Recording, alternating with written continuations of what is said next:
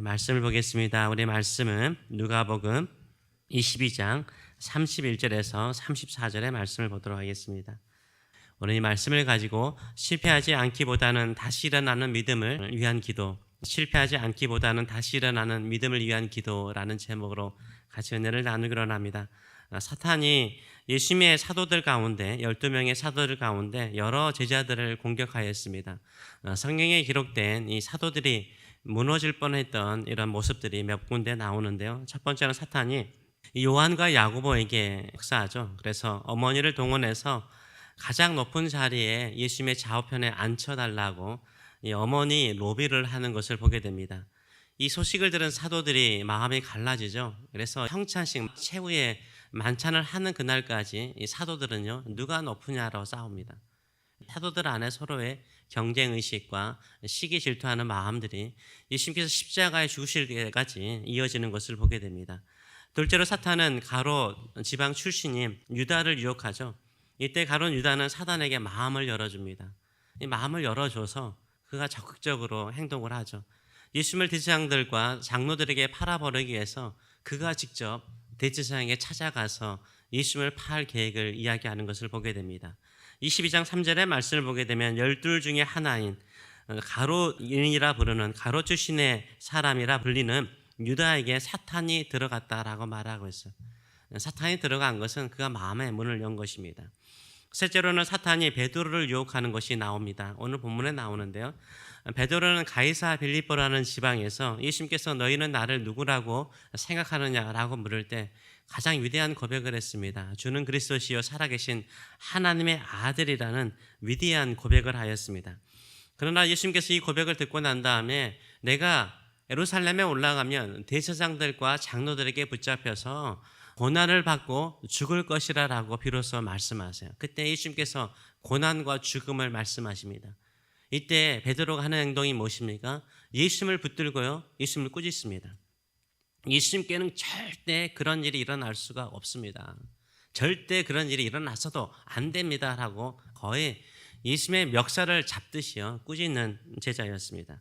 이런 오만하고 교만한 모습은요 결국은요 사단의 밥이 되는 것을 보게 됩니다. 여전히 베드로는 사단의 조종을 받을 수 있는 연약한 마음을 가지고 있는 제자였습니다.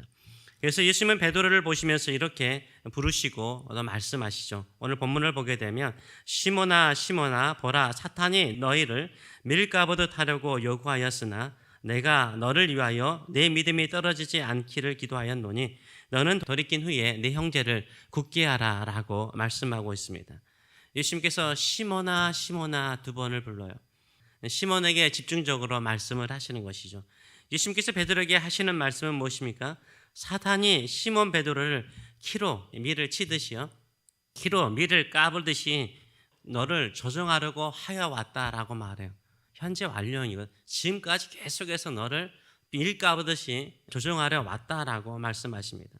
시몬은 자신이 사단의 조종을 받을 정도로 연약한 존재라는 것을 인정하지 않아요. 내가 이렇게 예수님 곁에 와서 충성스럽게 섬겨봤는데 내가 어떻게 사단에게 밀 까보듯이 내가 조정을 받고 있어 라고 생각을 하면서 오히려 자신의 강한 의지를 표현하죠. 33절의 말씀을 보게 되면 이렇게 말합니다. 그가 말하되 주여 내가 주와 함께 오게도 죽는데도 가기를 각오하였나이다 라고 말해요. 베드로는 여전히 주님을 위해서 죽을 각오까지, 옥에 갇힐 각오까지 되어 있다라고 담대하게 말하고 있습니다. 이렇게 자신만만한 믿음을 가진 베드로를 향해서요 예수님께서 뭐라고 말씀하십니까? 너는 여전히 사단에게 조종을 받을 수 있는 연약한 존재라고 이야기를 하고 계십니다. 그래서 내가 너를 위해서 기도하였다는 거예요. 내가 너를 위해서 기도했다라고 말씀하세요.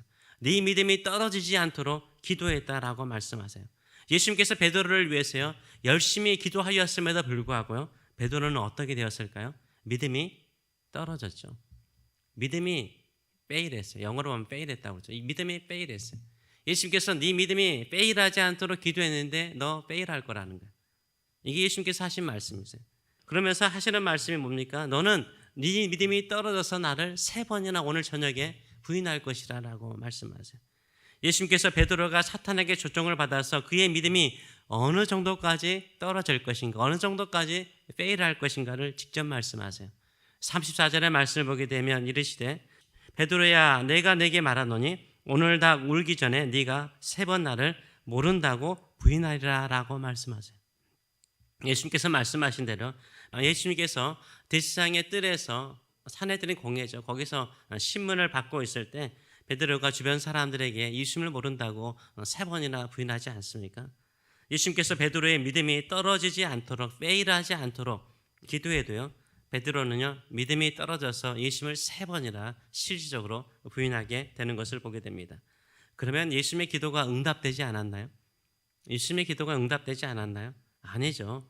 예수님은 베드로가 저 자신감 있는 베드로가 오만한 믿음이 사탄에게 밀가부듯이 조종당해서 예수님을 부인할 것이라는 것을 아셨어요. 베드로 스스로 사탄의 유혹을 이길 만한 능력이 없는 것을 예수님께서 아셨어요. 그래서 예수님의 기도는 뭡니까? 베드로의 실패 이후의 회복을 위한 기도였어요. 그가 믿음이 페일하고 난 다음에 일어나서 다른 믿음의 형제들을 굳게 세우도록 기도하셨다라고 말해요. 내가 너를 위해서 기도했다는 거예요. 기도했는데 너 3번 부인할 거라는 거예요. 그러나 네가 다시 돌이킨 후에 믿음의 형제들을 굳게 세우라라고 주께서 명령하신 것을 볼 수 있어요. 그래서 32절의 말씀을 보게 되면 내가 너를 위하여 내 믿음이 떨어지지 않기를 기도하였노니 그래서 네가 나를 부인하지 않을 것이라고 말하지 않아요. 너는 돌이킨 후에 실패해서 다시 예수님께로 돌아온 후에 회개한 후에 믿음의 형제들을 굳게 세우라라고 말씀하시고 계십니다. 돌이킨다는 말은요. 실패하여 다시 예수님께로 돌아온다라는 말씀이죠. 예수님께서 베드로를 위한 기도는 무엇입니까? 실패를 부인하는 것이 아니죠. 예수님을 부인하는 그 실패 속에서 다시 회개해서 주께로 돌아올 뿐만 아니라 믿음의 형제들, 쓰러진 형제들, 사단의 조정을 받아서 넘어지는 형제들을 어떻게 하라고? 세우는 사람이 되라라고 사명을 주시는 것을 볼 수 있습니다. 사탄은 우리를 유혹하고 시험하여 공격합니다. 우리의 힘으로요, 우리의 의지로요, 우리의 각오로요 이길 수가 없어요.